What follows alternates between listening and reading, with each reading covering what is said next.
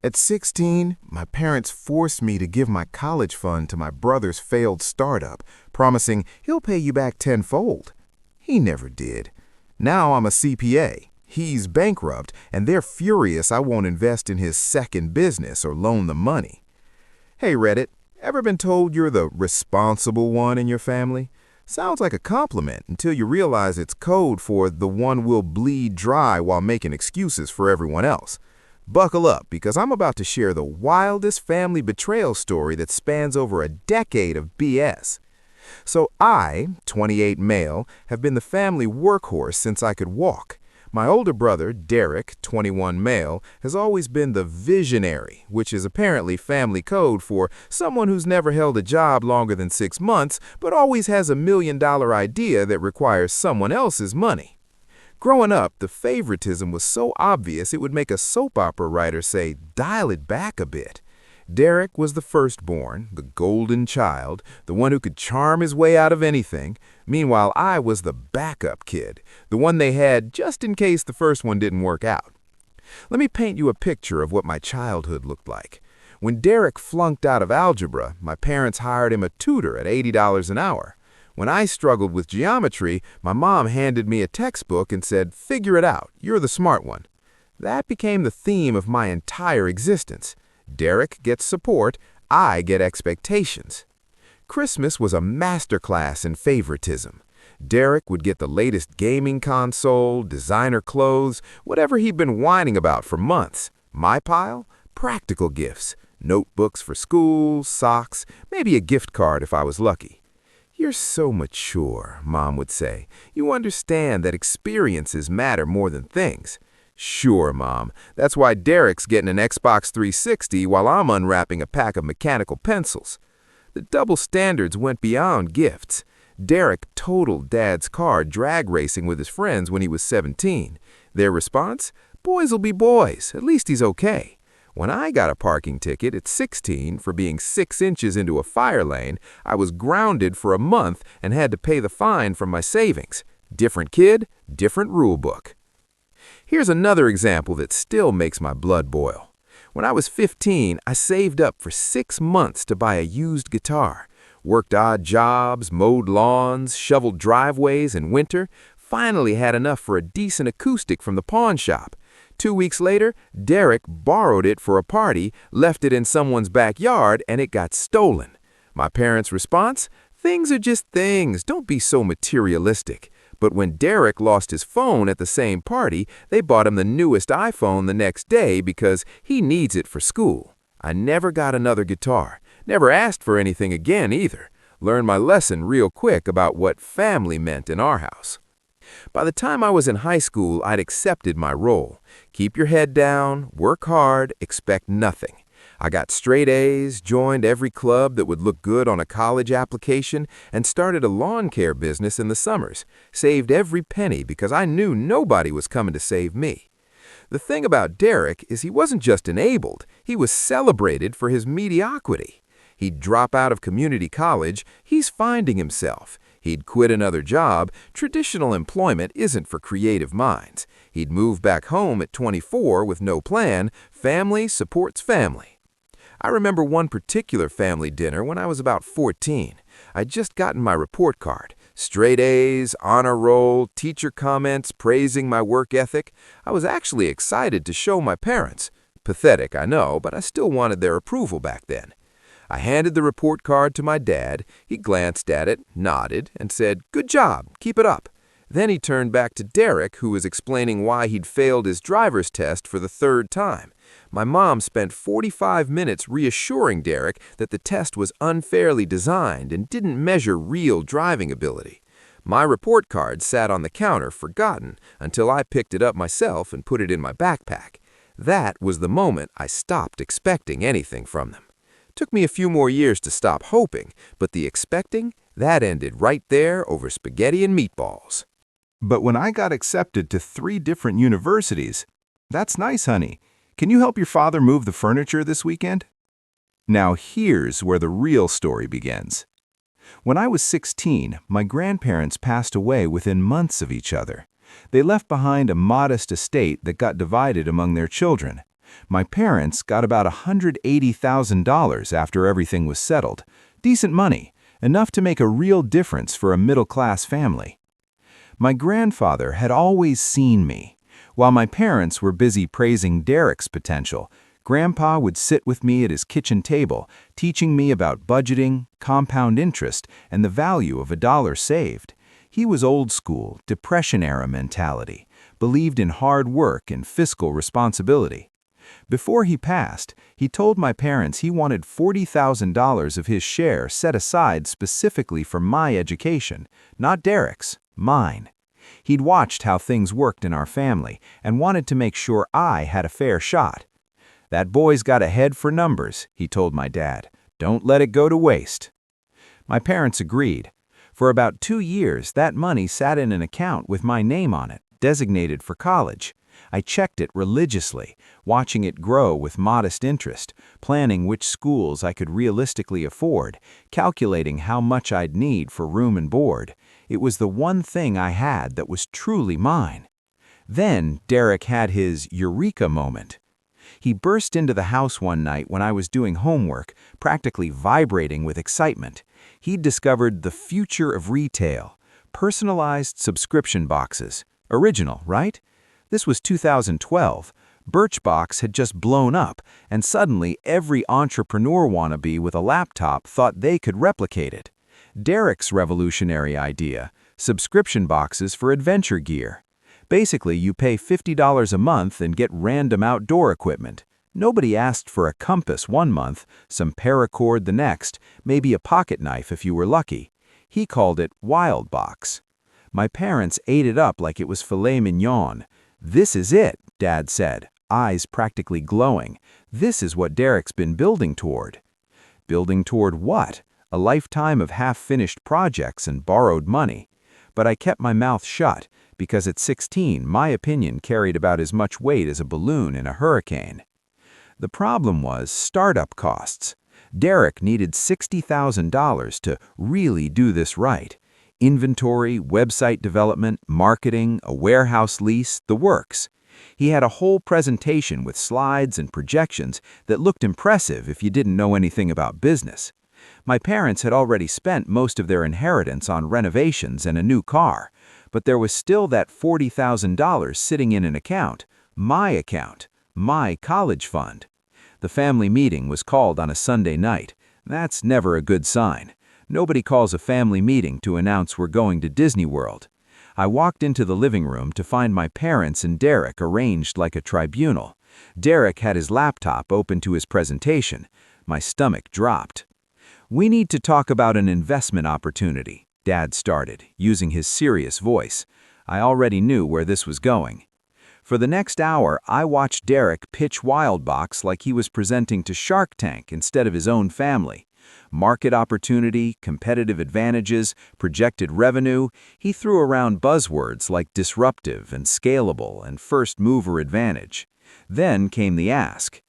"We've decided as a family," notice how I wasn't consulted on this family decision, "that supporting Derek's business is the best use of the college fund." "That's my money," I said. "Grandpa left that for my education." "Grandpa would want us to support family entrepreneurship," Dad countered. "Besides, Derek has agreed to pay you back with interest. Once the business takes off, you'll get your money back tenfold." Tenfold. That word would haunt me for years. "And if it doesn't take off?" I asked. Derek actually laughed. "Dude, have some faith. This is going to be huge. In 2 years, you'll be thanking me for making you an investor." I didn't invest anything. You're taking my money. We're borrowing it, Mom corrected. Family helps family. When you're older, you'll understand. I tried everything. I argued, I reasoned, I pointed out that Derek had never finished anything in his life. I reminded them that Grandpa specifically wanted that money for my education. I asked what happened to teaching responsibility and learning the value of money, things they'd preached to me my entire life, while handing Derek everything he wanted. "What about my future?" I asked. "What about the schools I've been researching? What about the career I've been planning?" Dad waved his hand dismissively. Community college is fine. Lots of successful people started there. Then why wasn't community college fine for Derek? He dropped out of regular college, and you didn't make him go to community college. You let him move back home. That's different. How? How is it different? Nobody had an answer, because there wasn't one. The difference was that I wasn't Derek. I didn't matter the same way he did. I remember looking at my mom, hoping, stupidly hoping, that she might stand up for me, that some maternal instinct would kick in and she'd say, "Actually, wait, this isn't fair to our younger son." She didn't even meet my eyes.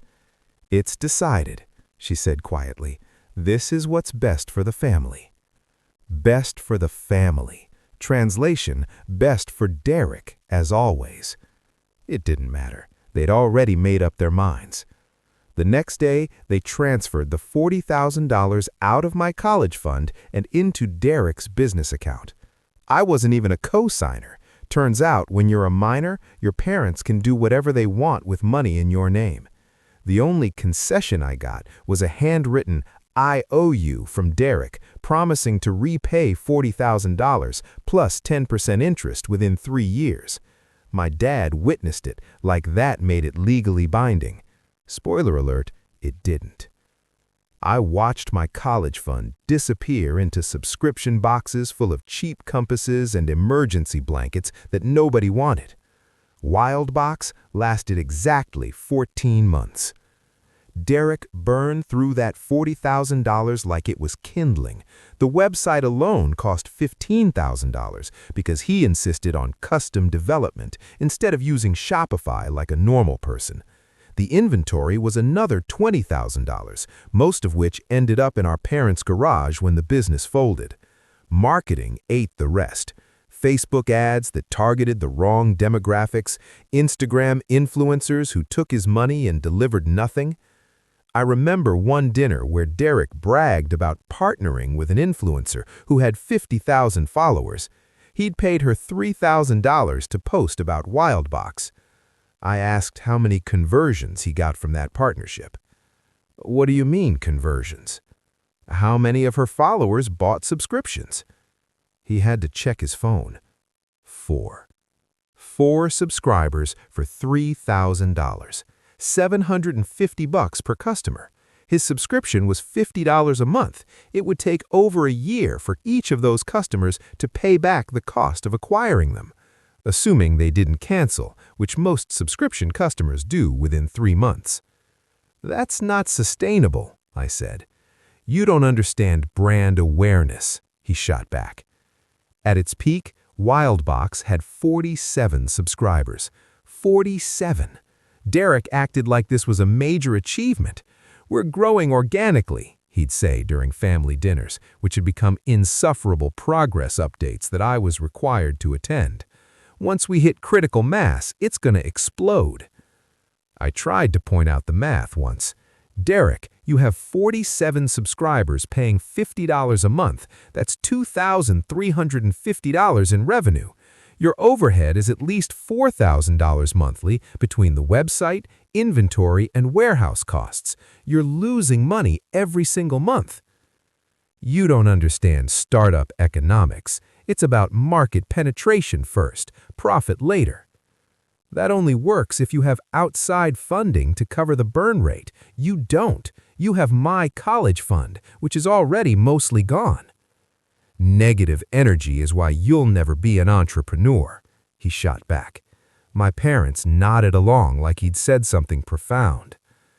The only thing that exploded was my future plans.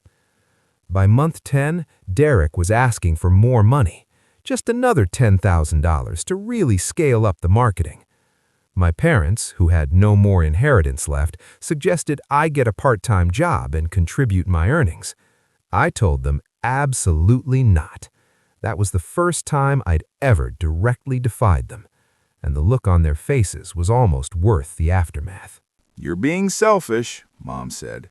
"This affects the whole family. My college fund already affected my whole future. I'm not giving anything else." Derek tried guilt-tripping me directly after that, showed up in my room one night with his laptop, trying to show me analytics dashboards and customer feedback, like I cared about the 5-star review from his college roommate. "If this fails, it's on you," he said. "You could save it, but you're choosing not to." "If this fails, it's on you. You took my college fund and lit it on fire. That's not my responsibility to fix."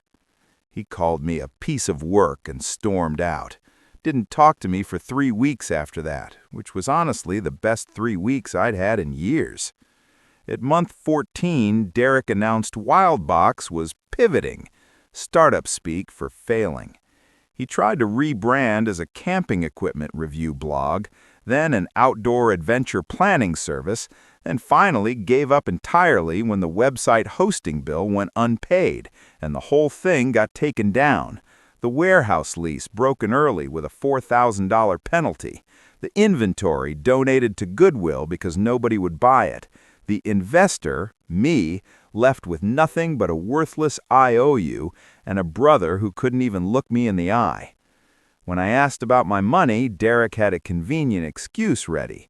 "Business didn't work out, bro. That's the risk of investing." "I didn't invest. You took my college fund." "Same thing. Besides, I lost money too. I was paying myself nothing the whole time." Paying himself nothing while living rent-free at our parents' house, eating their food, driving their car. Real sacrifice there. My parents backed him up completely. "You can't get blood from a stone," Dad said. "Derek doesn't have the money. What do you want him to do?" "Get a job and pay me back." "He's still recovering from the emotional toll of the business failing. Give him time." Time? Right. Derek was 20 years old, living at home, playing video games 16 hours a day, and I was supposed to give him time? That was the moment I realized I was completely on my own. No inheritance, no college fund, no family support. Just me and whatever I could build with my own 2 hands. I graduated high school with a 4.0 GPA and $0 for college. My parents' contribution to my future, a pat on the back, and a suggestion to start at community college and transfer later. So that's exactly what I did, but not the way they expected. I enrolled in community college, but I also worked full-time. Mornings at a tax preparation office during busy season, evenings at a restaurant. I learned more about finance watching the CPAs work than I did in any classroom. They saw something in me and started letting me help with basic returns. There was this one CPA at the firm, a guy named Howard, who'd been doing taxes for 30 years. He noticed me staying late, asking questions, actually paying attention to how the work got done. Most interns just wanted to clock their hours and leave. I wanted to understand. "You've got an eye for this," Howard told me one night while we were sorting through a particularly messy small business return. "Numbers make sense to me," I said. "They're reliable. They don't play favorites. 2 + 2 is always 4. Doesn't matter who your parents are or how charming your personality is." Howard laughed, but something in my tone must have registered. He started giving me more complex tasks, explaining the logic behind tax codes, showing me how to spot inconsistencies. When I mentioned I was putting myself through community college, he wrote me a recommendation letter that probably did more for my future than anything my parents ever did. Every penny went toward tuition and savings. I lived in a room I rented from an elderly lady named Mrs. Patterson, who gave me a discount in exchange for mowing her lawn and shoveling her driveway. Ate ramen and peanut butter sandwiches until I could afford groceries. Mrs. Patterson was more of a grandmother to me than my actual grandparents' memory had become. She'd leave cookies outside my door sometimes, never said anything about it. When I got my first A in advanced accounting, she made me a cake, a whole cake just for me, because I'd mentioned in passing that I never had birthday cakes growing up. "Everyone deserves to be celebrated," she said. I almost cried. Almost. She passed away during my junior year, left me her old car in her will, a 2003 Honda that burned oil and had a tape deck, but it was mine. first thing anyone had ever left me that wasn't a burden. My parents thought I was wasting my potential. "You could be home saving money," Mom would say. "Derek still lives here." Yeah, that was kind of the point. After 2 years of community college, I transferred to a state university with enough credits to finish in 2 more years. I chose accounting because I discovered something during my time at the tax office. I actually loved numbers, loved the puzzle of it, the way everything had to balance, the satisfaction of finding errors and making things right. I graduated summa cum laude with a degree in accounting and a job offer at a mid-sized CPA firm before I even walked across the stage. My parents didn't come to graduation. They had scheduling conflicts. Derek had a job interview that day. He didn't get the job, by the way, but at least they prioritized correctly, right? During those 4 years, Derek went through a fascinating evolution. Failed startup founder became entrepreneur between ventures. That became exploring opportunities. That became consultant, which meant he gave unsolicited business advice to anyone who would listen while still living in our parents' basement. He burned through 3 more jobs, none lasting longer than 4 months. Retail, sales, even a brief stint at a call center that ended when he told a customer their complaint was not his problem. Each time he got fired, my parents found a way to blame the employer. Meanwhile, I was building something real. I passed the CPA exam on my first try, all 4 parts, which is apparently rare. My firm promoted me twice in 3 years. By 27, I was a senior accountant handling complex corporate returns and actually enjoying it. The irony wasn't lost on me. I'd spent my childhood being told I was the responsible one, like it was an insult, a way to justify giving me nothing while Derek got everything. Now, that responsibility was my greatest asset. Clients loved that I was thorough, reliable, detail-oriented. The best part? I saved $85,000. Not inherited, not borrowed, earned and saved through discipline and hard work. Bought my own condo in a nice part of the city, drove a reliable car I'd paid off in 2 years, had an emergency fund, retirement contributions, and 0 debt. When my parents found out how well I was doing, suddenly I existed again. The calls started coming weekly. "Just checking in," Mom would chirp. "We never hear from you anymore." Wonder why? Then the hints started. "Your father's back has been bothering him. Medical bills are so expensive these days." And "the house needs a new roof, but with Derek still getting on his feet," always circling back to money. I kept my responses polite but vague. "That sounds tough. Hope it works out." Because I knew what was coming. I could smell it from a mile away. Derek's second business was called Next Level Fitness Tech, and yes, it was just as stupid as it sounds. This time, his brilliant idea was a fitness app that would use AI to create personalized workout plans. Never mind that 100 apps already did this. Never mind that Derek had never coded a line in his life and couldn't tell a barbell from a kettlebell. He had vision. The pitch came at Thanksgiving dinner, which I'd reluctantly attended after months of guilt tripping. Derek set up his laptop at the head of the table like he was presenting to investors instead of family eating turkey. New slides, new buzzwords, same desperate energy. "The fitness industry is worth $96 billion. We only need to capture 0.01% of that market to be millionaires." I almost choked on my mashed potatoes. That's not how market capture works, but Derek had never let facts get in the way of a good fantasy. His ask this time? $75,000 to develop the app, hire developers, and launch a marketing campaign. "Where's that money coming from?" I asked, knowing full well. Every eye at the table turned to me. "Well," Dad started, "we were hoping that since you've done so well for yourself, you might consider investing in your brother's future." There it was. You want me to give Derek $75,000 for another business? Not give, Derek corrected. Invest. This is legitimate. I've done the research this time. Like you did research on Wildbox? How'd that work out? The table went silent. We didn't talk about Wildbox. It was the family skeleton that everyone pretended didn't exist. That was different, Derek said, jaw tight. I was younger. I've learned from my mistakes. Have you? Because you still owe me $40,000 from those mistakes. Mom jumped in with her mediator voice. We've talked about this, sweetie. Derek couldn't help that the business failed. He's not in a position to...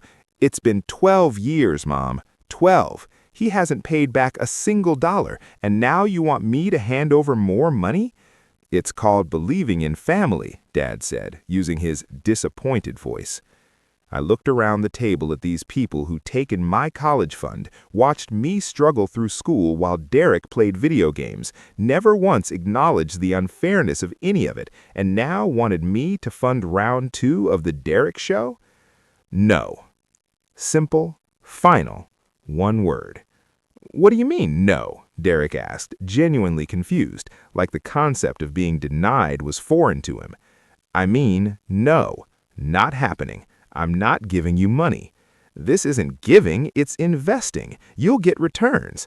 Like the returns I got from Wildbox, the 10-fold I was promised?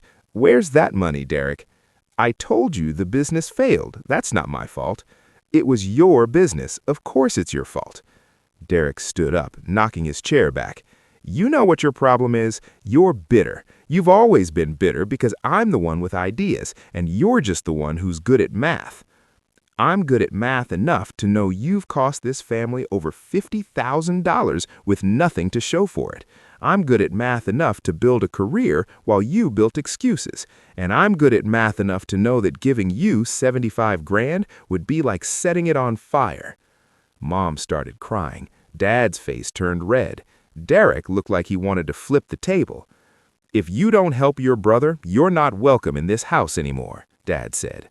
I stood up, grabbed my jacket from the back of my chair, and looked at all 3 of them. Fine. Enjoy Thanksgiving. I hope the turkey's worth it. I walked out before anyone could say anything else. That Thanksgiving was almost a year ago. What happened next was predictable to anyone who's ever watched a family implode in slow motion. Derek launched next-level fitness tech anyway, funded by credit cards and a small business loan my parents co-signed. The app was buggy, the workouts were generic, and the only users were Derek himself and a handful of pity downloads from family friends. Within 8 months, the company was hemorrhaging money. Derek hired a developer who charged $50,000 for an app that barely functioned, spent another $15,000 on Facebook ads that targeted people who'd already downloaded free fitness apps, and somehow burned through $10,000 on brand development, which apparently meant getting a logo designed. I heard all this secondhand from my cousin, who was still talking to both sides of the family. Derek had apparently shown up at family barbecues, bragging about his tech startup, right up until the moment it imploded. Even bought himself a Tesla lease he couldn't afford because successful entrepreneurs need to project success. The Tesla got repossessed 3 months later. There's a photo of it being loaded onto a flatbed that my cousin showed me. Derek standing on the lawn in his bathrobe, watching his success projection drive away. I won't lie, I saved that photo. The business loan went into default, the credit cards maxed out, and because my parents had co-signed, suddenly their retirement fund was on the chopping block. That's when the desperation calls started. First from Mom, sobbing about losing everything. Please, just help us get through this. It's not about Derek anymore. It's about your father and me.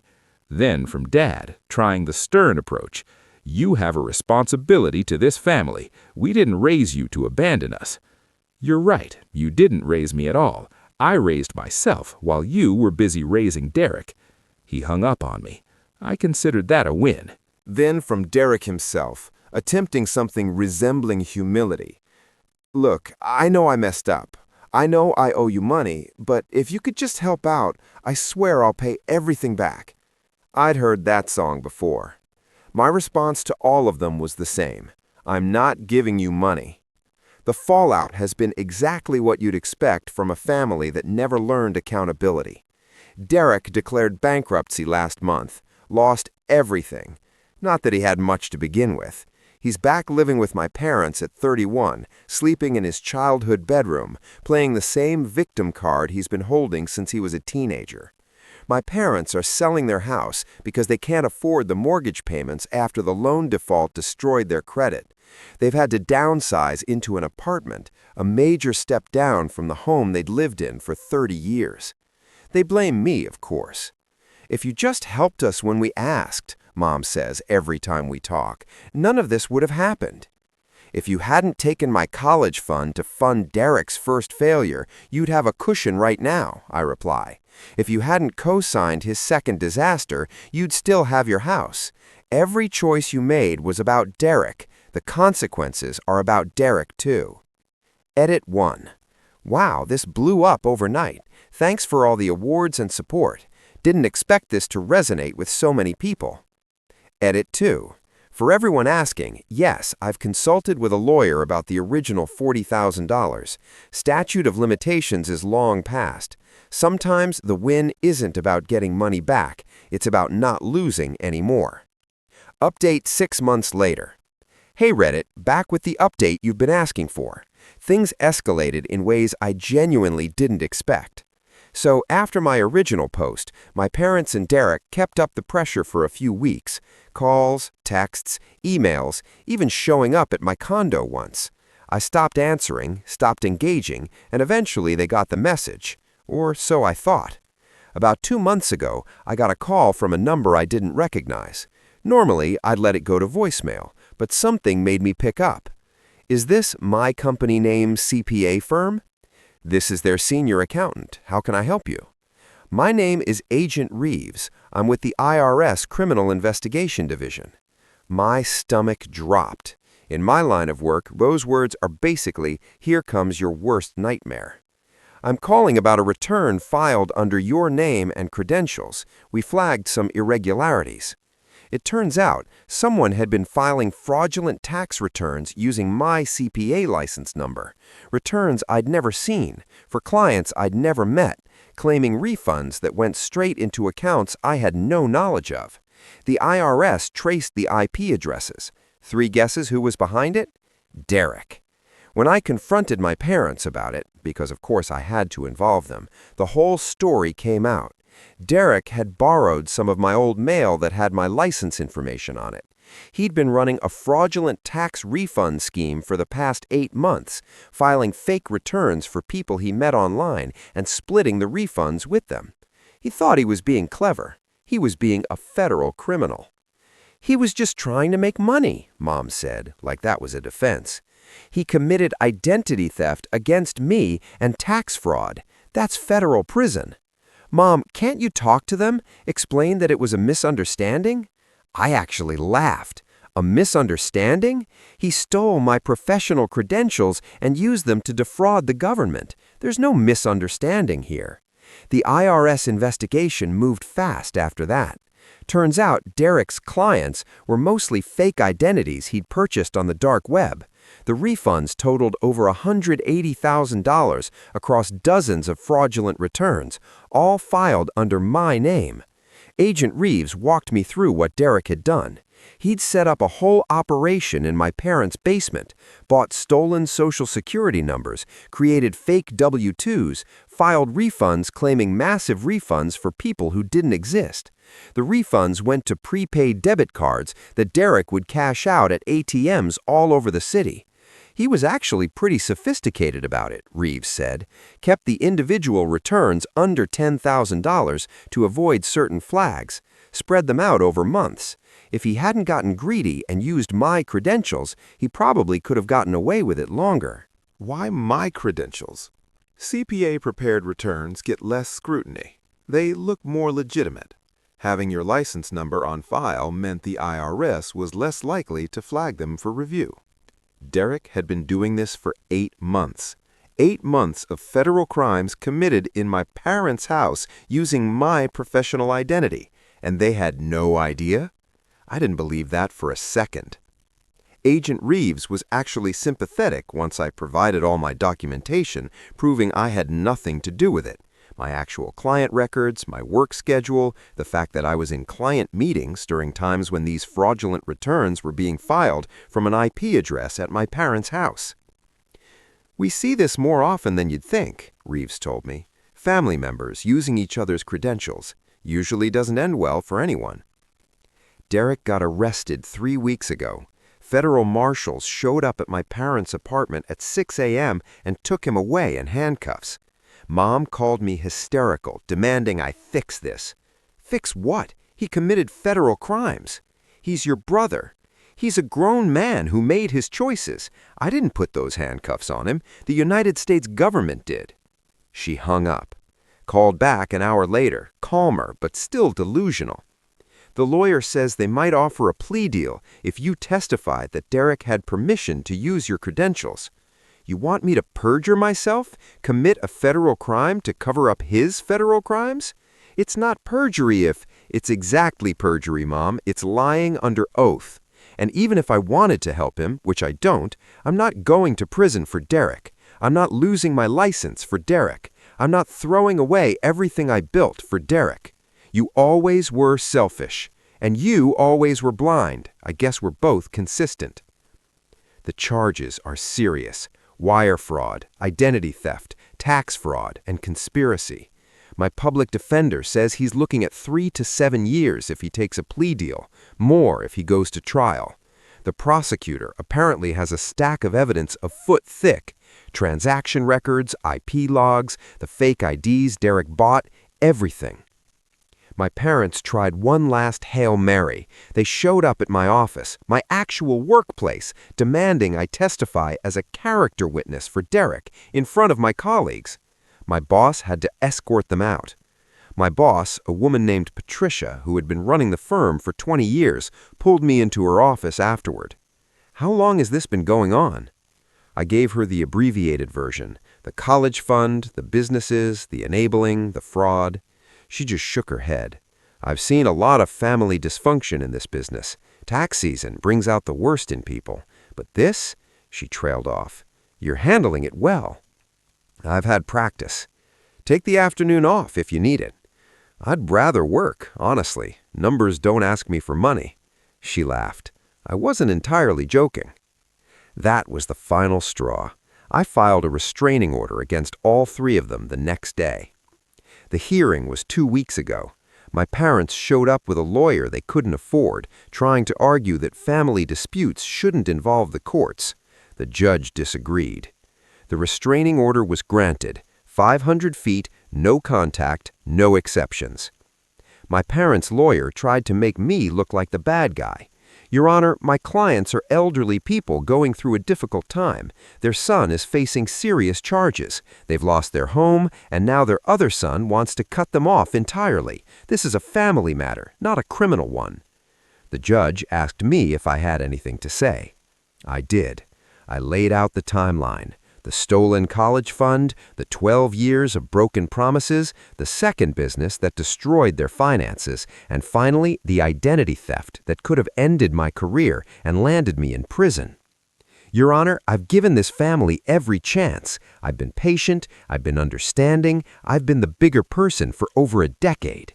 And every time I did, they took more. They took my money, they took my trust, and most recently, they tried to take my professional license and my freedom. At what point am I allowed to say enough?" The judge looked at my parents, then at me, then back at my parents. Restraining order granted: 500 feet, no contact, no exceptions. As they were leaving the courthouse, my dad turned and said, "You're dead to us." I said, "I've been dead to you since I was 16. You just didn't notice because you were too busy watching Derek." That was the last time I saw them. Here's where it stands now. Derek is in federal custody awaiting trial. His public defender tried to get him out on bail, but the judge denied it. Flight risk, apparently. Derek had been Googling countries without extradition on his phone. Real subtle.